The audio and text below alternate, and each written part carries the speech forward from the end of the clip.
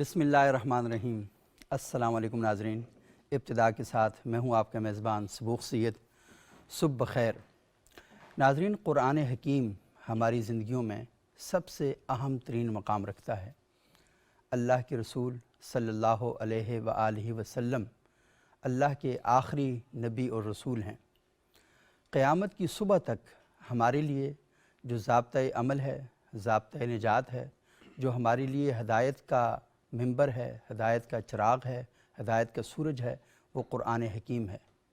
رسول اللہ صلی اللہ علیہ وآلہ وسلم نے یہ ارشاد فرمایا کہ میرے بعد تم کبھی بھی گمراہ نہیں ہو سکتے اگر تم نے اپنا دامن قرآن حکیم کے ساتھ جوڑ کر رکھا اور میری سنت کے ساتھ جوڑ کر رکھا۔ ایک روایت میں یہ بھی کہا کہ قرآن حکیم کے ساتھ تعلق قائم کرنا اور قرآن حکیم کے ساتھ ساتھ سنت سے اور اہل بیت سے اپنا تعلق قائم کرنا، اس کے بارے میں بھی بہت زیادہ اصرار فرمایا۔ قرآن کی تعلیمات، سنت کی تعلیمات، اہل بیت کی تعلیمات، صحابہ اکرام، ازواج مطہرات کی جو تعلیمات ہیں، وہ ساری ہیں کیا؟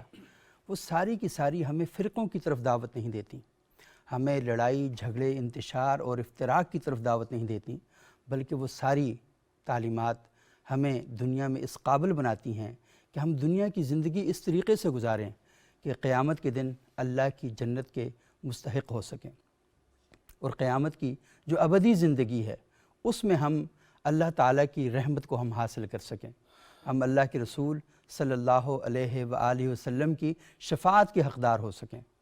ایسا نہ ہو کہ قیامت کا دن ہو اور سارے انبیاء جس دن نفسی نفسی کہہ رہے ہوں گے، اللہ کے رسول امتی امتی کہہ رہے ہوں گے، لیکن قرآن ہمیں بتاتا ہے کہ وہاں پر اللہ کے رسول جہاں پر اپنی امت کی شفاعت کر رہے ہوں گے، اللہ سے یہ درخواست کر رہے ہوں گے، یہ التجا کر رہے ہوں گے کہ یا اللہ میری امت کو بخش دے، وہاں پر قرآن ہمیں ایک اور بات بھی بتاتا ہے۔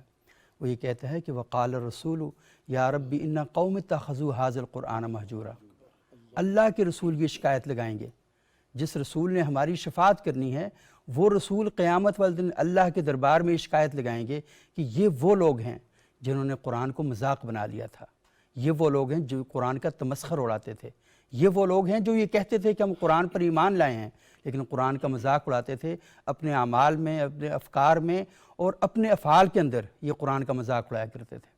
آج ہم اس موضوع پر گفتگو کرنے جا رہے ہیں کہ ہم اپنے آپ کو مسلمان کہتے ہیں، ہم یہ دم بھرتے ہیں کہ قرآن ہماری تعلیمات کا بنیادی مرکز اور منبر ہوگا اور منبع ہوگا، ہم جتنے بھی کام کریں گے، لیکن ہماری زندگیوں میں قرآن کتنا کھڑا ہے اور ہمارے جو معاشرے ہیں ان کے اندر قرآنی تعلیمات کہاں پر کھڑی ہیں، قرآنی تعلیمات کے اثرات کہاں پر ہیں۔ آج ہمارے ساتھ ایک بہت زبردست پینل موجود ہے، پاکستان کے بڑے نامور اور جید علماء کرام ہیں، اور یہ وہ لوگ ہیں کہ جنہوں نے قرآن کے ساتھ تعلق قائم کرنے کے لیے معاشرے کو تیار بھی کرنا ہے اور یہ تیار کرنے کے لیے کام بھی کر رہے ہیں۔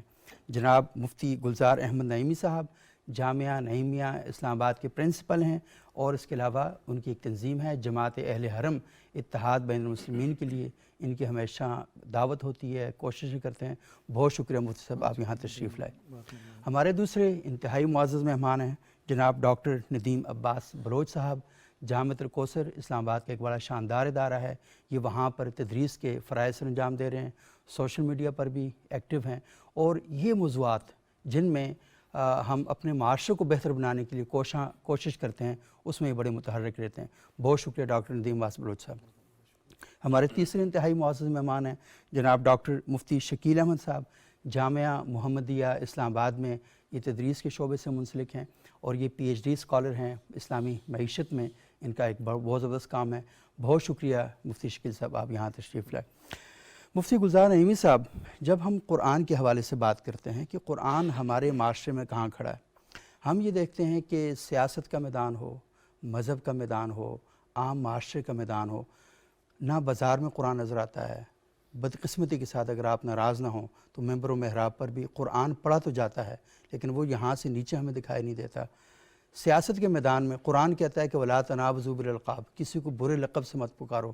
سیاست کا ممبر اتنا غلیظ ہو چکا ہے کہ وہ تقریر ہی تقریر نہیں سمجھی جاتی کہ جب تک سوسائٹی میں کسی کو 3-4 گالیاں دے کر خطاب نہ کیا جائے۔ تو مجھے تھوڑا سا بتائیں کہ قرآن کی دعوت اور ہمارا معاشرہ آپ دیکھتے کیسے ہیں اس سارے معاملے کو؟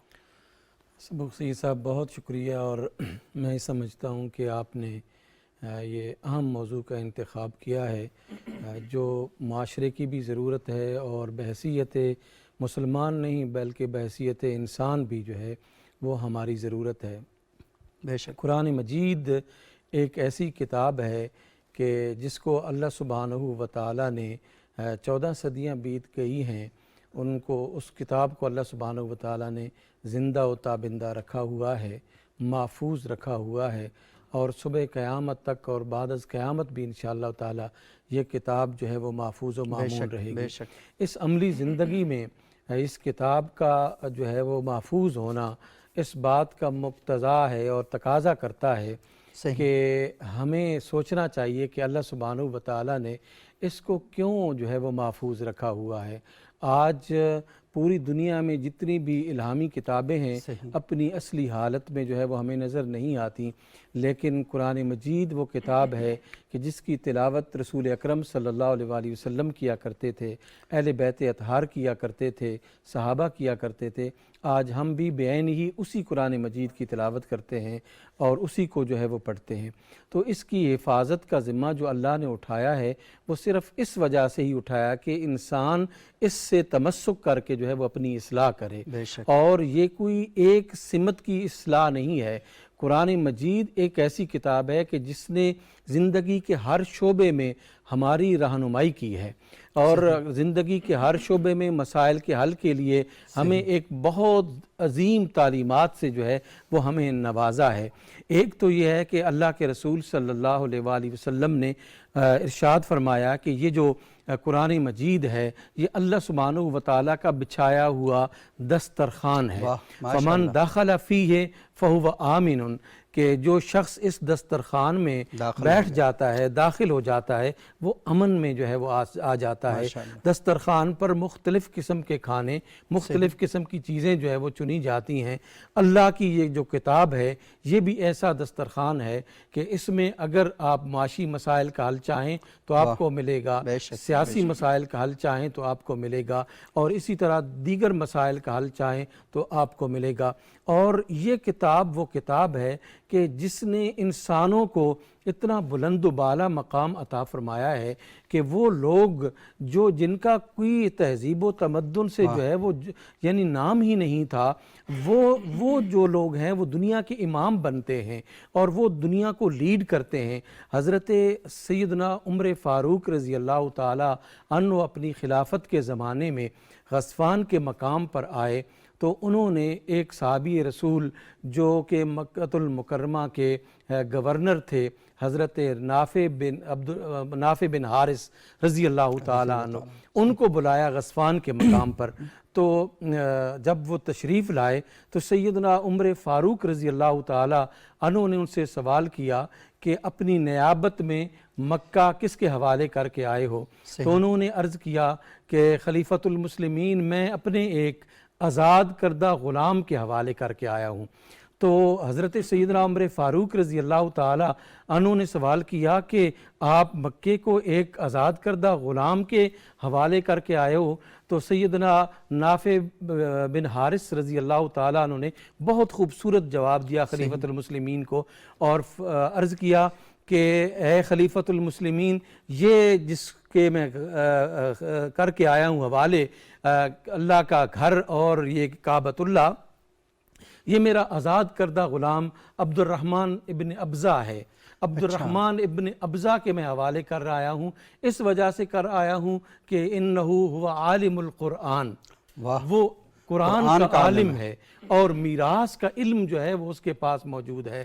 تو رسول اکرم صلی اللہ علیہ وآلہ وسلم کی ایک حدیث کو منشن کرتے ہوئے سیدنا عمر فاروق رضی اللہ تعالیٰ عنہ نے فرمایا صدق نبیکم، کہ تمہارے نبی نے سچ ارشاد فرمایا کہ ان اللہ یرفع بہذا الکتاب اقواما ویضع بہم آخرین، کہ یہ وہ کتاب ہے جس کے ذریعے سے اللہ نے کئی قوموں کو جو ہے وہ عظمت اور شان و شوکت عطا کیا ہے، اور بہت ساری ایسی قومیں ہوں گی جو اس کی وجہ سے ذلیل و رسوا ہوں گی۔ تو آج 1000 سال قبل، 12 سال قبل، 1200 سال قبل آپ دیکھتے ہیں تو اسی قرآن کی وجہ سے امت مسلمہ نے پوری دنیا کے اکثریتی حصے پر جو ہے وہ حکومت کی ہے. آج ہم نے قرآن مجید کو اپنی تمام زندگی کے جو سفیرز ہیں ان سے نکالا ہے تو آپ کے سامنے ہے کہ ذلیل و رسوا ہو گئے ہیں. علامہ نے کیا خوبصورت بات کی, وہ زمانے میں معزز تھے مسلمان ہو کر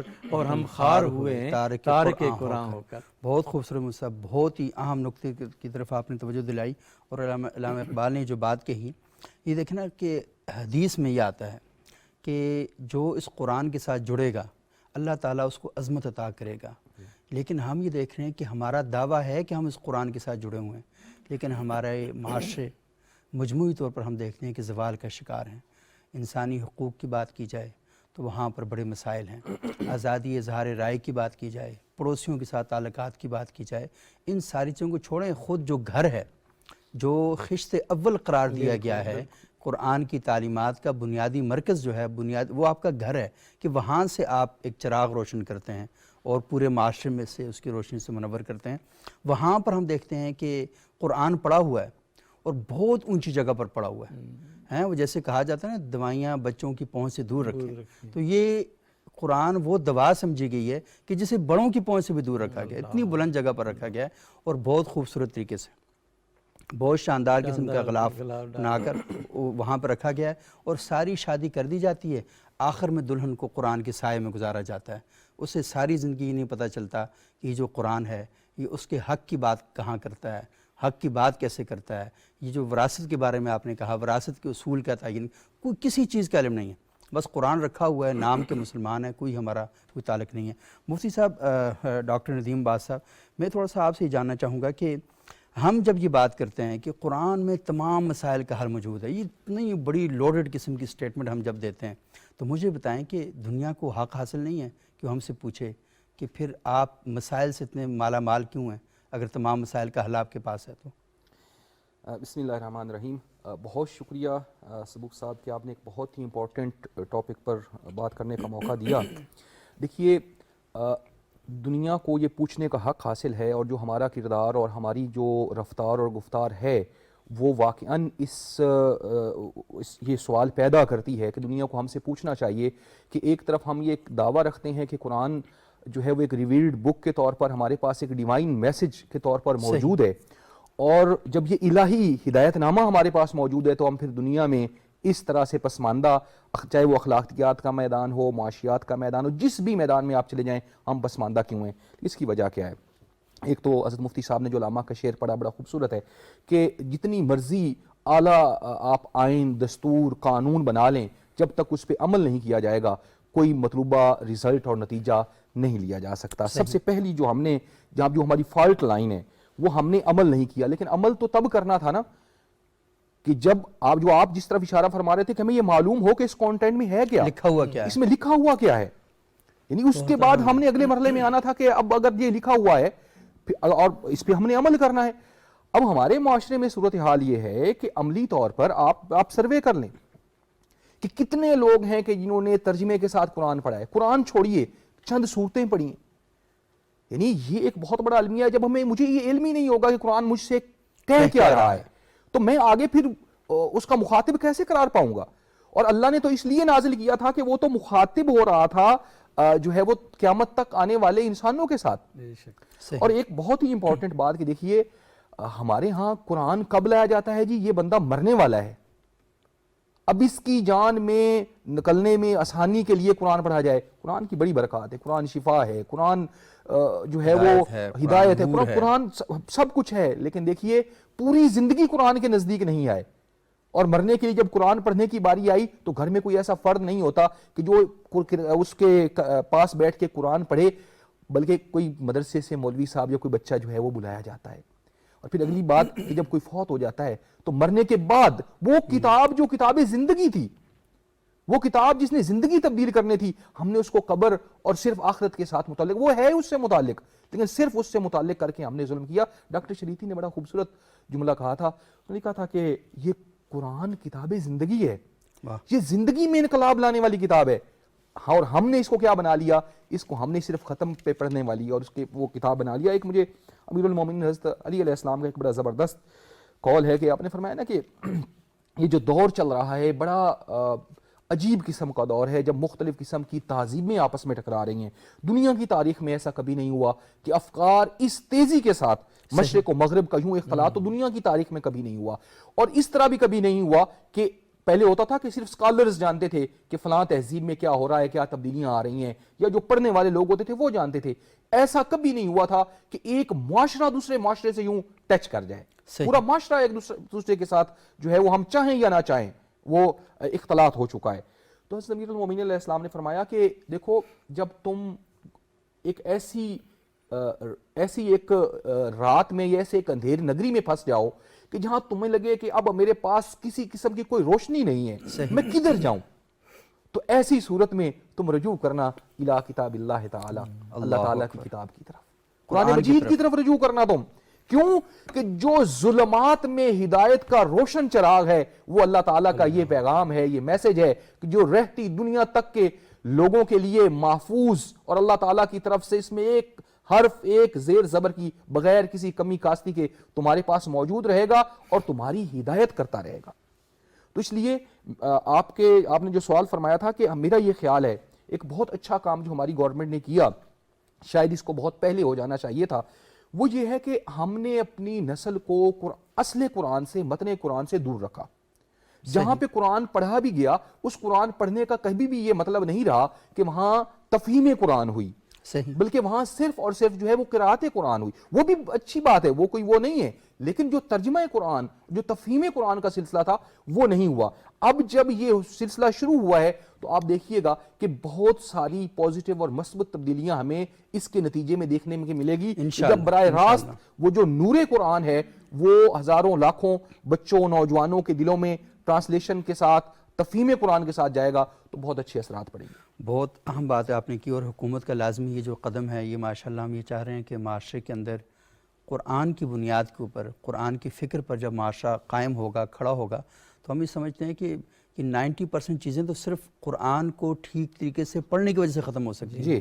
فرقہ واریت ختم ہو جائے گی، یہ آپس کے جو معاملات ہیں، یہ طلاق کے ایشوز ہیں، لڑائی جھگڑے کے ایشوز ہیں، بہت سے مسائل جو ہیں وہ انشاءاللہ اس کے ساتھ ہی ختم ہو جائیں گے.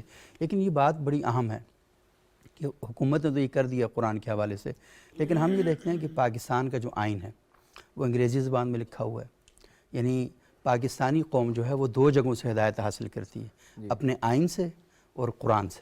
قرآن عربی میں، آئین انگریزی میں، اور پاکستانی کو نہ عربی آتی ہے نہ انگریزی آتی ہے. تو مفتی شکیل صاحب یہ تھوڑا سا بتائیں کہ جب معاشرہ یہاں پر کھڑا ہو کہ وہ عربی سے نہ بلد ہے، انگریزی سے نہ بلد ہے، تو وہ کیسے، مطلب ہم کیا کرنا کیا چاہتے ہیں؟ مطلب 2 ہدایتیں آ رہی ہیں نا، قرآن سے آ رہی ہے اور آئین سے آ رہی ہے. تو پاکستان میں لا قانونیت کی ایک وجہ یہ ہے کہ انگریزی میں لکھا ہوا ہے کہ یہاں سے یو ٹرن لینا منع ہے. وہ جو ٹیکسی والا ہے، وہ بس والا، ٹرانسپورٹ، اس کو کیا پتہ یہ کیا لکھا ہوا ہے یہاں پہ، اسے پتہ ہی نہیں ہوتا یہ کیا لکھا ہوا ہے. تو ہدایت آپ چاہ رہے ہیں کہ قوم ٹھیک ہو جائے اور اس کو اس زبان میں بتا رہے ہیں جس کا اس سے کوئی تعلق ہی نہیں ہے. بسم اللہ الرحمن الرحیم. آپ کا سوال جس قدر اہم ہے یہ اسی قدر دلچسپی ہے. بات یہ ہے کہ یہ ایک تعلیم ہی ہوتی ہے جو انسان کو شعور عطا کرتی ہے. بے شک انسان کے اندر اللہ رب العزت نے جو صلاحیتیں رکھی ہیں اس کو اجاگر کرنے کے لیے جو اہم ترین ذریعہ ہے وہ تعلیم ہے اور استاد ہے. صحیح. اس سے انسان کی جو ہے وہ باطنی اندر جو چھپی صلاحیتیں وہ ظاہر ہوتی ہیں تعلیم کے ذریعے سے ہی. جب انسان کو جو ہے وہ تعلیم ایسے ذریعے سے پہنچائی جا رہی ہے جس ذریعے کا وہ جانتے ہی نہیں ہیں، صحیح، پہچانتے ہی نہیں ہیں. زبان ایک واحد ذریعہ ہوتا ہے کہ جس کے ذریعے سے انسان اپنے معافی ضمیر کو دوسروں تک پہنچاتا ہے، دوسروں کی بات خود جو ہے وہ سمجھتا ہے. لیکن اگر وہ زبان سمجھ ہی نہیں رہا، اس کا تکلم بھی نہیں کر سکتا، اس کو سمجھ نہیں پا رہا، تو اس تعلیم کا فائدہ کیا؟ بے شک. اس کی ایک چیز ہے، آج دیکھ لیں کہ آج ہمارے بچے جو ہے انگلش پڑھتے ہیں، لیکن پہلی سے لے کے 5ویں تک ہمارے اپنے بچوں کو میں نے دیکھا کہ 5ویں جماعت تک ان بچے رٹا تو مار رہے ہیں، لیکن ان کو یہ نہیں پتہ کہ میں کیا کہہ رہا ہوں. وہ کہہ تو یہ رہے ہوتے ہیں کہ پاکستان کا کیپٹل اسلام آباد ہے، لیکن لفظ تو یہ کہہ رہے ہیں کیپٹل اسلام آباد از کیپٹل پاکستان، لیکن اس کو یہ نہیں پتہ کہ اس کا مفہوم کیا ہے. ظاہر ہے تو ظاہر ہے کہ اس تعلیم کا فائدہ کوئی نہیں ہوگا. دنیا کے جتنے بھی ماہر تعلیمات ہیں وہ سب اس بات پر متفق ہیں کہ انسان کو اپنی زبان میں جو تعلیم دی جاتی ہے وہ سب سے زیادہ اہم ہے اور بچے کے لیے سب سے زیادہ مفید وہی ہے. تو جب ہم ایک چیز کو سمجھیں گے نہیں ہے, اس کا مفہوم ہی ہمیں سمجھ میں نہیں آ رہا, تو اس کا فائدہ کیا؟ تو اسی طرح قرآن کریم جو ہے, بہت سے لوگ تو مجھ معذرت ایسے بھی ہیں جو کہتے ہیں کہ اسلام آباد پاکستان کا دارالخلافہ ہے. جی وہ دارالخلافہ تو ہر مشکل ہے, دارالحکومت ہی کہنا چاہیے. وہ یہاں پر خلافت قائم کر کے بیٹھے دارالحکومت ہی کہنا چاہیے. جی ہاں. دارالخلافہ تو ہر ایک وقت تھا, اللہ تعالیٰ کرے کہ دوبارہ جو ہے اللہ تعالیٰ یہ اس امت کو دکھائے. تو بات یہ ہے کہ تعلیم کا مقصد تو تفہیم ہے, اگلے کو بات سمجھانا ہے, اپنے معافی ضمیر کا اظہار ہے, ٹھیک ہے, لیکن آپ اس کو ایسی زبان میں سمجھا رہے ہیں کہ جس زبان کو سمجھتے نہیں ہیں, تو ظاہر ہے کہ اس تعلیم کا کوئی فائدہ نہیں ہوگا. تو اس لیے بات آپ نے جو کہی کہ ایک تو ہے ہماری مذہبی تعلیم اور دوسری ہے ہماری قانون کی تعلیم. مذہبی تعلیم عربی کے اندر ہے, ہم عربی نہیں جانتے, یار من افغان و افغانی من نمی دانم, او گوشت ویسے اور بھی زبان یار من فارسی و من فارسی نمی دانم, تو فارسی کے بھی تھے, او گفت دل تراشا من نہ دانم چے کنم. یہ اسی کا دوسرا حصہ ہے کہ یہ مطلب ہے کہ ایک شعر ایسا ہے کہ یار من افغان و من افغانی نمی دانم, او گفت دل تراشا من نہ دانم چے کنم. دل تراشا وہ کہتا ہے ادھر آؤ, مجھے نہیں پتا میں نے کرنا کیا ہے. تو بات یہ ہے کہ جب آپ کو یہ پتہ ہی نہیں ہے کہ مطلب ہے کہ میرا دوست مجھے کیا کہہ رہا ہے, میری کتاب مجھے کیا کہہ رہی ہے, میرا استاد مجھے کیا کہہ رہا ہے, میری جس زبان میں مجھے بتایا جا رہا ہے وہ کیا ہی کہہ رہا ہے, تو مطلب ہے کہ یہ تو گونگی کی زبان ہوگی. تو اس لیے ہمیں بہتر ہے کہ ہماری مذہبی جو ہے تعلیم جو ہے عربی کے اندر ہے, ہمیں عربی سے واقفیت حاصل کرنی چاہیے. ہمارے باقاعدہ نصاب کے اندر تعلیم کے اندر قرآن کریم شامل ہو, عربی شامل ہو, تاکہ ہمیں پتہ چلے کہ اللہ کا پیغام جو ہے وہ ہمارا ہمیں کیا کہہ رہا ہے. اس طرح حدیث مبارکہ جو لکھی ہوتی ہیں اس کے اندر آپ صلی اللہ علیہ وسلم ہم سے کس چیز میں مخاطب ہو رہے ہیں. اور اسی طرح عجیب ایک حضرت اور عجیب بات ہے قانون کے حوالے سے میں عرض کرتا ہوں کہ ایک تو یہ ہے کہ ہمارا قانون انگلش کے اندر ہے اور ہمیں پتہ نہیں ہمارا قانون, لیکن بات یہ ہے کہ یہ ہمارا اپنا تو کم سے کم قانون ہو نا, نہ یہ کہ ہمارا قانون جو ہے وہ پاکستان بننے سے 1000 سال پہلے کا ہو یا 100 سال پہلے کے انگریزوں کا بنا ہوا ہو. ظاہر ہے کہ قانون بھی اپنا نہیں ہے, زبان بھی اپنی نہیں ہے. تو اس لیے یہ قانون یہ جو ہمارے معاشرے کے ساتھ اور ہماری مذہبی ہم کے ساتھ ہم آہنگ نہیں ہو رہا. اس لیے ہمیں اس بات کی ضرورت ہے کہ اپنے قانون کو بھی ہم اپنی زبان میں ڈالیں, اور اسی طرح جو ہماری مذہبی زبان ہے اس کو بھی جو ہے ہم سیکھنے کی. اور میرا خیال یہ ہے کہ زبان کا تعلق مذہب سے زیادہ اب ہمارے سماج کے ساتھ ہے, کیونکہ جب آپ یہ کہیں گے کہ ہمیں انگریزی آنی چاہیے, اور دیکھیں کہ دنیا میں یورپی ممالک میں آپ دیکھ لیں, برطانیہ میں, امریکہ میں آپ دیکھ لیں کہ وہاں بچے جب اسکولوں میں تعلیم حاصل کرتے ہیں تو ان کی لازمی ہے کہ انہیں ایک زبان اضافی سیکھنی ہوتی ہے. جو بین الاقوامی زبانیں ہیں ان میں سے ایک زبان آپ نے ضرور سیکھنی ہے, اور بچوں کا ذہن اتنا تیز ہوتا ہے. اور ہمارے ملک کے اندر کئی علاقے ایسے ہیں, مثال کے طور پر کوئٹہ میں, پشاور میں, ایسے علاقے جہاں پر بہت ڈائیورس سوسائٹی ہے. تو وہاں پر بچے فارسی بھی جانتے ہیں, پشتو بھی جانتے ہیں, اردو بھی جانتے ہیں, اور باقی جو وہاں مقامی سطح پر بولی جانے والی زبانیں, تو بچوں میں یہ صلاحیت ہوتی ہے. اور جو ہی آپ ایک زبان سیکھتے ہیں تو آپ اصل میں کئی ملکوں کے دروازے اپنے لیے اوپن کر دیتے ہیں. تو ہدایت تو اپنی جگہ پر, آپ معیشت کے حوالے سے اور معاشرت کے حوالے سے اور بین الاقوامی تعلقات کے باب میں بھی بچوں کو اس قدر تیار کر لیتے ہیں کہ آپ بہت سے دروازے جو اپنے لیے کھول لیتے ہیں. امریکہ میں جان ایف کینیڈی نے کئی اسکول ایسے کھولے تھے کہ جہاں پر فورن پالیسی کے لیے بچوں کو آپ کئی زبانیں سکھائیں تاکہ وہ بہت سے دروازے اپنے اوپر اوپن کر لیں. اچھا میں ایک صرف یہاں پہ ایک پوائنٹ ایڈ کرنا چاہتا تھا قرآن یا مذہبی کانٹینٹ کے حوالے سے کہ وہ عربی میں ہے. دیکھیے ایک مدت تک یہ رائے رہی کہ قرآن کا ترجمہ جو ہے وہ نہیں کیا جا سکتا یا نہیں کرنا چاہیے. صحیح. اس میں بڑی ایک لمبی چوڑی ڈیبیٹ ہے کہ وہ جو منظور خدا ہے وہ صرف عربی میں ہی وہ جو ہے جس طرح سے ڈیلیور ہوا ہے وہی, اس کو مینو ان کسی دوسری زبان میں ڈھالا نہیں جا سکتا. اس کا یہ رزلٹ نکلا کہ بہت لمبا عرصہ تک ترجمہ نہیں ہوا. لیکن جب علماء کرام نے یہ جو آپ نے سوال اٹھایا اس کی ضرورت کو محسوس کیا کہ بھائی ہمارا یہاں بر صغیر میں جو عربی جاننے والا طبقہ ہے وہ تو لیس دین 1% ہے.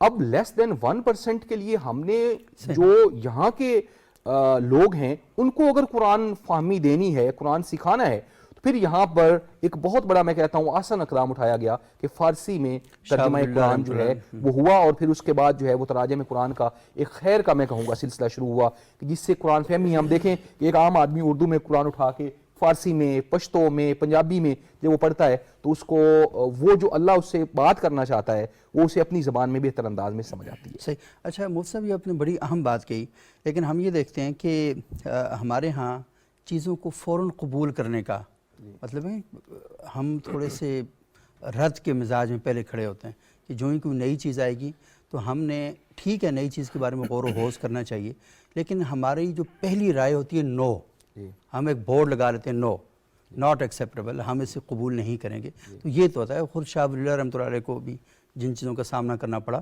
تو بڑے مسائل رہے ان کے ساتھ۔ تو ہم اپنے معاشرے کو، مفتی صاحب آپ سے یہ سوال ہے، ہم اپنے معاشرے کو کیسے اس بات پر قائل کریں کہ میں نے خود اپنے جو علماء اکرام ان کی کئی کتابیں پڑھیں، مثال کے طور پر مغرب کا رد ہے، لیکن ہمارے مولانا ابو الحسن ندوی رحمۃ اللہ علیہ نے کیا خوبصورت کتاب لکھی کہ مغرب سے صاف صاف باتیں، ان کے خذ ما صفا و دع ما قدر، کہ جو اچھی چیز ہے اس کو لے لو، اور یہ بنیادی ہمارے بزرگوں کی تعلیمات ہیں، سیدنا فاروق اعظم سے بھی منسوب ہے اور سیدنا علی المرتضیٰ سے منسوب ہے کہ حق اور سچ تو مومن کے متاع گمگشتہ ہے، اسے جہاں سے چاہو اٹھا لو، یہ آپ کے پاس ہونا چاہیے۔ تو ہمارے ہاں معاشرے کے اندر یہ جو رویہ پایا جاتا ہے کہ آپ نے چیزوں کو فوراً قبول نہیں کرنا، سب سے پہلے اس کے اوپر ایک بہت بڑا سا گیٹ کھڑا کرنا ہے، آہستہ آہستہ اس کو کھولنا ہے تاکہ دنیا ایک صدی آگے چلی جائے اور ہم ایک صدی بعد دروازہ کھول رہے ہیں۔ میں سب سے پہلے تو اس سوال کے جواب سے پہلے میں یہ جو ڈیبیٹ ہمارے درمیان چل رہی تھی، یہ ترجمہ اور یعنی حکومتی اقدامات ہیں، ان پر میں بھی اپنا نقطہ نظر جو ہے وہ پیش کروں تاکہ پھر ممکن ہے کہ اس پر دوبارہ ہم جو ہے نا وہ گفتگو نہ کر سکیں۔ میں یہ سمجھتا ہوں کہ یہ اقدام بہت ہی اعلیٰ ہے، بے شک، اور یعنی تراجم کے ساتھ جو ہے وہ طلباء کو یعنی مزین کرنا، قرآن مجید کی تعلیمات کے ساتھ جو ہے وہ مزین کرنا، یہ اقدام جو ہے وہ بہت اچھا ہے، اور اس کا جو نصاب بنایا گیا ہے وہ بھی بہت ہی اچھا ہے، اور جو ترجمہ جو ہے وہ کلاسز میں ہوگا، وہ ترجمہ جو ہے وہ تمام مکاتب فکر کے علماء کرام کی کنسلٹیشن سے جو ہے وہ کیا گیا۔ لیکن اگلا جو مرحلہ ہے وہ بہت اہم ہے، اور وہ اگلا مرحلہ یہ ہے کہ اس قرآن مجید کو ترجمہ یا تفسیر پڑھانے والے لوگ کہاں پہ ہیں۔ یعنی یہ بڑا المیہ ہے کہ ہمارے ہاں جو ہے نا پڑھانے والے عربی، وہ مڈل حصے میں پڑھانے والے عربی ہیں، یعنی صرف مڈل حصے کو عربی پڑھانے والے ہیں، اور وہ بھی بہت محدود تعداد میں ہیں۔ اب یہ شروع کیا ہے کلاس 1 سے لے کر انٹر تک جو ہے وہ شروع ہوا ہے۔ تو اب کیا ہم نے کوئی ریکروٹمنٹ کی ہے، یعنی علماء کی، قراء کی، جو پراپر تلفظ کے ساتھ جو ہے وہ بچوں کو پڑھائیں، اور پھر جو ہے وہ اس کو تفہیم کے لیے جو ہے کیا ہم نے اس کا کوئی بندوبست کیا ہے؟ اب یہ رہا ہے، یعنی یہ نصاب تو دے دیا گیا ہے، لیکن وہ اگر پڑھا رہا ہے تو انگریزی کا جو ٹیچر ہے وہ قرآن مجید پڑھا رہا ہے، اسی طرح اردو کا جو ٹیچر ہے وہ قرآن مجید پڑھا رہا ہے۔ اس کے لیے انتظامات جو ہیں وہ بہت زیادہ ضروری ہیں کہ علماء کرام کو تفسیر پڑھانے کے لیے، جو یعنی علماء سے مراد یہ نہیں ہے کہ آپ بے شک آپ مدرسوں کے لوگ نہ لے کے، لیکن کم از کم کوئی قرآن مجید کو جاننے والا جو ہے وہ یعنی پراپر طریقے سے قرآن مجید کا عالم جو ہے اس کو آپ تفسیر کے لیے اور بڑے مقصد کے لیے لائیں، اور قرآن مجید کو پڑھانے کے لیے قراء حضرات کی جو ہے وہ اپوائنٹمنٹس جو ہے وہ ضروری ہے تاکہ پڑھانے کے لیے، اور پھر اس کو اب مجھے جو یعنی معلومات جو میں نے لی ہیں یا مجھے جو معلومات ہیں وہ یہ ہے کہ اس کو ایک آخری پیریڈ کے طور پر جو ہے وہ رکھا جاتا ہے۔ میں یہ سمجھتا ہوں کہ اس کو جو ہے وہ پہلا پیریڈ جو ہے وہ ہونا چاہیے، اور پڑھانے والے جو ہے وہ بڑے لرنڈ قسم کے لوگ جو ہیں وہ ہونے چاہیے، تب جا کر اس کے اثرات جو ہے وہ یعنی معاشرے پر اور طلباء پر جو ہے وہ مرتب ہوں گے۔ ورنہ آپ یوں سمجھیں کہ ایک اقدام تو کر دیا گیا، شاید پتہ نہیں کس کی وجہ سے پھر ہم سمجھیں گے کہ کیا ہے، قرآن مجید کی تفہیم کے لیے اور قرآن مجید کو اپنے بچوں تک پہنچانے کے لیے پراپر انتظام جو ہے وہ اسی صورت میں ہوگا جب ہم ان کے لیے یعنی ٹیچرز بھی رکھیں گے، تب جا کے جو ہے وہ یہ ہوگا، ورنہ یہ صورتحال جو ہے وہ پھر دوسری بات یہ کہ یہاں پہ بات ہو رہی تھی اپنی زبان کی، تو کیا انگریزی جو پڑھا رہے ہیں ایز اے سبجیکٹ ہم پڑھاتے ہیں، عربی ایز اے سبجیکٹ پڑھاتے ہیں، یا even Urdu as a subject جو ہے وہ ہم اپنے پرائمری سطح پر یا مڈل سطح پر یا ہائی سطح پر پڑھاتے ہیں، تو وہاں پہ ایک ٹیکسٹ بھی پڑھاتے ہیں اور گرامر بھی ساتھ جو ہے وہ پڑھاتے ہیں۔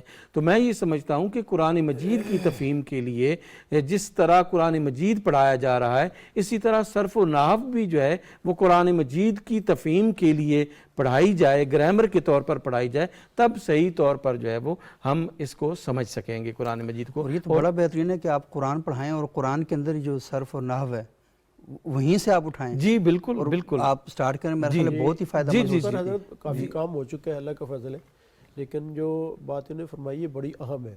اگر یہ چیز نہیں ہوگی کہ ہم ابتدائی جو گرامر ہے ان کو نہیں سکھائیں گے تو یہ ترجمہ ان کے لیے بہت مشکل ہوگا۔ میں یہ تو نہیں کہتا درد سان بن جائے گا، مطلب آپ ان کو اس قابل بنائیں کہ ترجمہ خود کرنے کی صلاحیت ان کے اندر پیدا ہو۔ ایسے ہی ہے، چاہے انگلش ہو چاہے کوئی بھی زبان ہے، اگر اس کی بنیادی گرامر اس کو آتی ہوگی تو اس کے لیے ترجمہ کرنا سمجھنا آسان ہوگا۔ لیکن اگر اس کو گرامر ہی نہیں آ رہی، اس کو یہ نہیں پتہ کہ ضرب کیا ہے، یضرب کیا ہے، تو وہ ادھر کہہ رہا ہے کہ ادھر یضرب آ رہا ہے، یہ تضرب آ رہا ہے، یہ یضربون آ رہا ہے، اس میں کیا فرق ہے؟ چاہے جائے کہ وہ پورے قرآن کا کے ترجمے کے اندر الجھتا رہے، بہت بہتر ہے کہ پہلے سے سمجھا دیا جائے کہ یہ 14 سیغے ہیں۔ یہ بہت سے لوگ یہ بھی کہتے ہیں نا کہ جو گردان پڑھائی جاتی ہے نا ضرب یضرب، اس کے بجائے کچھ اور کر دیا جائے، میں تو کیونکہ اس نے مارا اس کو مارا۔ ہاں توبہ کر لیں۔ میں نہیں میں آپ کو حضرت شاہ صاحب میں اپنے باب اصل میں اتفاق نے تباہ کے لیے بات کی۔ میں اپنے ادارے میں میں جو مطلب پڑھاتا ہوں یا میں دوستوں کو کہا ہوا ہے وہ یہ ہے کہ آپ سٹارٹ جو ہے وہ نصر ینصر سے کریں، ہم جو ہے وہ نصر ینصر سے کرتے ہیں، اور میں اپنے طلباء کو نصر ینصر سے پڑھاتا ہوں۔ ناصرہ ینصر ہے، وہ باب ناصرہ ینصر ہی ہے، یہ فولو ہے جی، وہ فعل یفعل بھی ہے، لیکن ضرب یضرب ہوگا تو فعل یفعل ہی ہوگا، وہ ضرب یضرب بھی ہوگا، لیکن شروع گردان جو ہے وہ ہمارے ہم ناصرہ سے ہی ہوتی ہے۔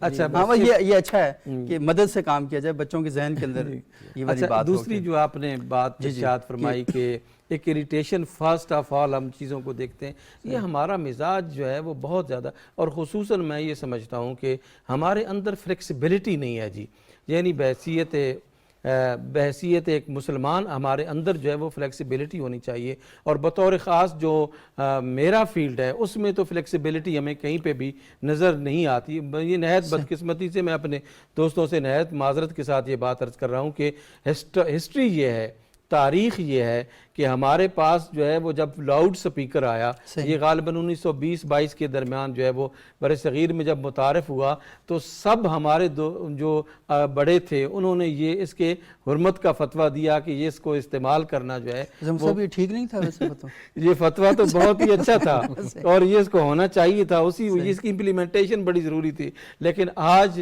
اگر میرے پاس سپیکر نہ ہو تو میں تو تقریر ہی نہیں کرتا ہوں۔ صحیح معاملہ یہ ہے کہ ہمارا جو پہلا جو اظہار ہوتا ہے وہ کسی چیز کو یعنی ہم رد کرتے ہیں، یہ نہیں، یہ اس وقت ہوتا ہے کہ جب آپ ایک نیرو مائنڈڈلی جو ہے نا وہ لوگ لے کر چیزوں کو چلتے ہیں، جب آپ تحقیق اور جستجو کے معاشرے میں نہیں رہ رہے ہوتے تو پھر یہ مسائل جو ہے وہ پیدا ہوتے ہیں۔ بدقسمتی یہ ہے کہ 500 سال کے قریب ہو چکا ہے کہ ہمارا معاشرہ اور اسلامی معاشرے جو ہیں وہ جمود کا شکار ہیں۔ آپ ذرا اندازہ کیجئے کہ ہمارے پورے معاشرے میں، اسلامی معاشروں کی میں بات کر رہا ہوں، کتنے لوگ ہیں جو P H D scholars early جو ہے وہ بنتے ہیں، اور مغرب کو دیکھیں یا مشرق کو دیکھیں، جو مجھے اسلامی جہاں پہ اسلام نہیں ہے یا اسلام مسلمان جہاں پہ نہیں ہیں، اسلامی حکومتیں نہیں ہیں، وہاں پہ دیکھیں کہ پی ایچ ڈی کا ریسرچ کا جو ہے وہ کیا ریشو ہے۔ تو میں یہ سمجھتا ہوں کہ ہمیں ایک قرآنی معاشرے کی ڈیولپمنٹ کی ضرورت ہے۔ قرآنی معاشرے کو جب ہم ڈیولپ کریں گے تو قرآن مجید جو ہے وہ ہمیں انوویشن دیتا ہے۔ دیکھیں قرآن مجید کی وجہ سے تخلیق ہوئی ہے، قرآن مجید ایک بنیادی کتاب ہے کہ جس کے اندر جو ہے وہ تخلیق کے جوہر موجود ہیں، اور یعنی آپ دیکھیں کہ ہمارے فقہاء نے یہ جو باتیں کی ہیں کہ احکام جو ہے وہ زمانے کی تبدیل ہونے سے بدل جاتے ہیں, جگہوں کے تبدیل ہونے سے بدل جاتے ہیں, تو یہ انوویشن ہے. اب یہ نہیں ہے کہ آپ پاکستان میں کھڑے ہیں تو آپ امریکہ میں بھی چلے جائیں گے تو وہی احکام ہوں گے. یہ احکام تبدیل ہونے کا مقصد کیا ہے کہ اس کے اندر انوویشن موجود ہے, اور تخلیق جس معاشرے سے ختم ہو جاتی ہے اس میں جمود آ جاتا ہے, اور پھر وہ اپنی چیزوں کو ہی, اپنی ٹریڈیشنز کو ہی سمجھتا ہے, دوسروں کی اچھائیوں کو قبول کرنے کے لیے تیار نہیں ہوتا اور اپنی برائیوں کو چھوڑنے کے لیے تیار نہیں ہوتا. صحیح. اچھا صاحب, یہ بڑی اہم بات آپ نے کی ہے کہ جب معاشرے کے اندر تخلیق ختم ہو جاتی ہے, انوویشن ختم ہو جاتی ہے, تو معاشرے جمود کے شکار ہو جاتے ہیں. یہ ایسی جیسے جھیل, پانی اس میں نیا نہ آئے تو جوہر بن جاتی ہے. تو ہم نے بھی اصل میں بدقسمتی کے ساتھ چھوٹے چھوٹے جو جھیلیں تھیں نا, ان کو اب جوہر بنا دیا ہے, اور وہاں پر اب پرابلم یہ پیدا ہو چکے ہیں کہ ہم ایک دوسرے کی بات نہیں سنتے, ایک دوسرے سے استفادہ نہیں کرتے. حالانکہ ہمارے ہاں فقہی مکاتب ہونے کے باوجود ہماری تاریخ ہمیں یہ بتاتی ہے کہ ہمارے بزرگ ایک دوسرے کی آراء کا کتنا احترام کرتے تھے, اختلاف کے باوجود احترام کرتے تھے, اور کبھی بھی اپنی رائے پر ضد یا وہ کیا ڈٹ کے کھڑے ہو جانا وہ نہیں کرتے تھے. وہ فتویٰ بھی ہمارے ہاں جب لکھا جاتا تھا تو آخر میں کتنا خوبصورت یہ لکھا جاتا تھا کہ ھذا ما عندی واللہ اعلم بالصواب. یہ میری کوشش, میری جدوجہد کا نتیجہ ہے. صحیح بات کیا اللہ تعالیٰ کی ذات جانتی ہے. اتنا خوبصورت طریقے سے کہ اگلا بندہ بھی کہتا تھا کہ ہاں ایک صاحب علم کی شایان شان یہی بات ہوتی ہے, وہ اس طریقے سے بات کرتا ہے. اچھا ڈاکٹر ندیم واس صاحب, ایک تو یہ کہ ہم ہر وقت اپنے اس معاشرے کا رونا روتے رہیں, اور یہ بھی بڑی کامن بات ہو چکی ہے. ہمارے کچھ جگہیں ہماری ایسی ہیں کہ جہاں پر جھیلوں کو جوہر بنا دیا گیا ہے, وہاں پہ کھڑے ہیں, اور کچھ ہم جیسے لوگ ہیں جنہوں نے ایک ہی موضوع پکڑا ہوا ہے, بس ٹھیک ہے جی سب کی کلاس لینی ہے, یہ بھی غلط کر رہے ہیں, یہ بھی غلط کر رہے ہیں. مسئلہ یہ ہے کہ ہم ٹی وی کی سکرین پر اس لیے تھوڑی بیٹھے ہیں کہ ہم لوگوں کو یہ بتائیں. یہ مسائل تو لوگوں کو پتہ ہیں سب کو. ایشو یہ ہے کہ ان مسائل کی گرداب سے اس معاشرے کو ہم کیسے نکال سکتے ہیں. کوئی امید کی کرن ہے, کوئی روشنی ہے, اور قرآن جیسی کتاب کی موجودگی میں ہم کیوں اتنے مایوس ہوئے بیٹھے ہیں؟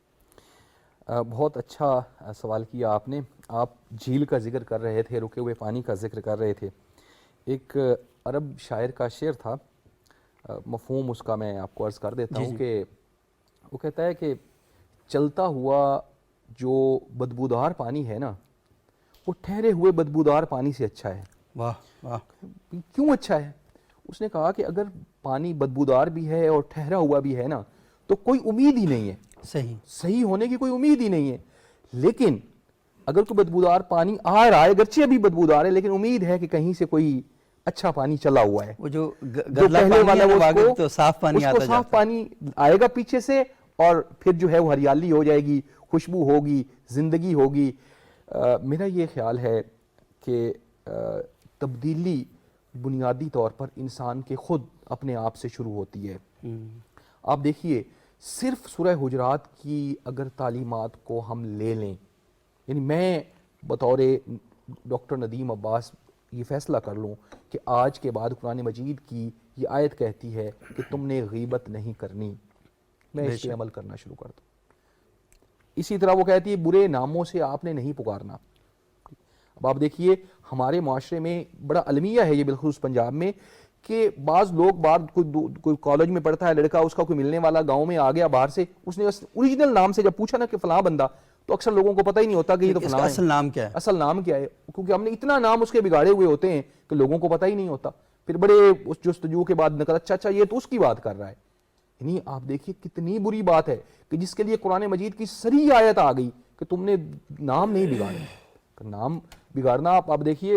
اور عجیب بات یہ ہے کہ بعض برائیاں اتنی زیادہ ہو جاتی ہیں, ان کی برائی ختم کر دیتے ہیں. یعنی میں محسوس ہی نہیں ہوتا کہ میں جو اس کا غلط کام کر رہا ہوں, یہ جو میں غلط کام کر رہا ہوں, یعنی اس کا نام تو اصل نام تو مثلا نعیم ہے, یا اصل نام تو کچھ بھی ہے, لیکن جو بگڑا ہوا نام ہے اس کو باپ بھی وہی لے رہا ہوتا ہے, ماں بھی وہی لیتی, استاد بھی وہی لے رہا ہوتا ہے. المیہ یہ ہے کہ استاد بھی وہی لے رہا ہوتا ہے, اور معاشرے میں کے عام لوگ بھی لے رہے. تو سب سے پہلا کام ہم نے, میرا یہ خیال ہے کہ یہ کرنا چاہیے کہ ہم اپنے معاشرے میں جتنے تک ہم کر سکتے ہیں کوشش, ہم لوگوں کو برے ناموں سے پکارنا, برے ناموں سے پکارنا. اور یہ جو غیبت والی بات آپ نے کی ہے نا, معذرت میں آپ کی بات کاٹ رہا ہوں, مولانا الیاس قادری صاحب یہ جو دعوت اسلامی کے سربراہ ہیں, اچھا لوگ ان کا بڑا مذاق اڑاتے تھے. انہوں نے اتنا بڑا ایک وہ ہے نا اسٹکر سینے پہ لگایا ہوتا تھا, اس میں کہ غیبت نہیں کرنی. ہاں غیبت سے بچنا ہے. اچھا ظاہری طور پر لگتا تھا کہ یہ کیا ہے, لیکن میں آپ کو بتاؤں کہ انہوں نے یہاں پہ لگا کے نا, وہ ان کا جو مرید ہے, ان سے جو محبت کرنے والا ہے نا, وہ کہتا ہے کہ میرے پیر نے اپنے سینے پہ کیا لگایا ہوا ہے. وہ دیکھتا ہے کہ اس کے پیر نے اپنے سینے پہ کیا چیز لگائی ہوئی ہے نا, اس کا ایک اثر جو ہے وہ معاشرے کے اندر مرتب ہوتا ہے. تو میں بتاؤں کہ شروع میں ہمیں بھی لگتا تھا کہ اس کو لگانے کی کیا ضرورت ہے, لیکن جب ہم یہ بات کر رہے تھے نا اس وقت ہم غیبت ہی کر رہے تھے. جی ایسے ہی ہے, ہمیں پتہ ہی نہیں ہوتا کہ ہم کتنے غلط کام کر رہے ہوتے ہیں. اور یہ بڑا اہم ہے کہ ہم بعض اوقات ڈائیورٹ کرتے ہیں. میں 2 ایگزامپلز آپ کو دوں گا کہ ہمارے ہاں معاشرے میں مذہب میں یہ انرجی موجود ہے, لوگ کچھ کرنا چاہتے ہیں, صرف یہ ہے کہ ہم نے ان کو ڈائیورٹ کس طرح سے کرنا ہے, یہ بنیادی بات ہے. ایک مثال آپ نے دی, ایک 2 مثالیں میں عرض کرتا ہوں. لاہور میں آئیڈیا 16 یا آئیڈیا 6 کے نام سے ایک آرگنائزیشن ہے, انہوں نے محرم میں یہ ڈیسائیڈ کیا کہ ہمیں کچھ ایسا کرنا چاہیے کہ اتنا لوگ جو ہے اتنا پیسہ جو ہے وہ خرچ ہوتا ہے, لنگر ہوتا ہے, فلاں فلاں جو بھی رسم و رواج روایات ہیں.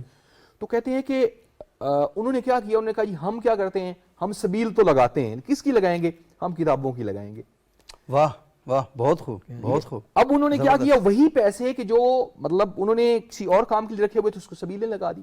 وہ کس کی سبیل لگائی, کتابوں کی سبیل لگائی, اور امام حسین کے میسج کو, پیغام کو معاشرے میں عام کیا. اچھا پھر انہوں نے ایک سال انہوں نے یہ کیا کہ وہ جو ایونٹس تھے وہ آ رہے تھے بہار کے موسم میں جب شجرکاری کی جاتی ہے, تو انہوں نے نیاز کے طور پر پودے تقسیم کیے.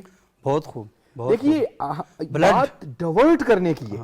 ایران میں جی وہ بلڈ بینک میں لوگ جاتے ہیں, بلڈ بینک میں یا وہاں پاکستان جا کے خون جا کے دیتے ہیں. تو یہ میرا یہ خیال ہے کہ اگر ہم, جیسے الیاس قادری صاحب کی آپ نے مثال دی, اس طرح کی بہت ساری مثالیں ہیں کہ ہم اگر تبدیل کرنا چاہیں, تھوڑی سی ایفرٹ کریں, تھوڑی سی کاوش کریں, ہمارے پاس وسائل بھی موجود ہیں, لوگ بھی موجود ہیں. ڈاکٹر صاحب یہ بہت ہی اہم بات آپ نے کی, لیکن بدقسمتی یہ ہے کہ ہمارے پاس مثالیں تو بہت ہیں, ہم مثالوں سے زیادہ مثالوں پر فوکس کرتے ہیں.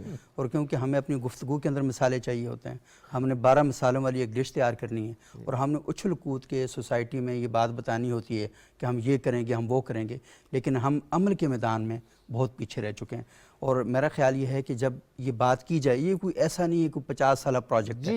یہ جیسے آپ نے کہا نا کہ آج سے ہم سورہ حجرات جو ہے قرآن کی, میرا خیال یہ ہے کہ یہ تو کم از کم طے کر لینا چاہیے کہ یار گھنٹہ نہیں لگے گا ترجمے اور تفسیر کے ساتھ پڑھتے ہوئے. تو انشاءاللہ ہم اس پر کام کریں گے. مفتی شکیل صاحب, آپ سے اگلے پروگرام میں ہم تفصیلی بات کریں گے.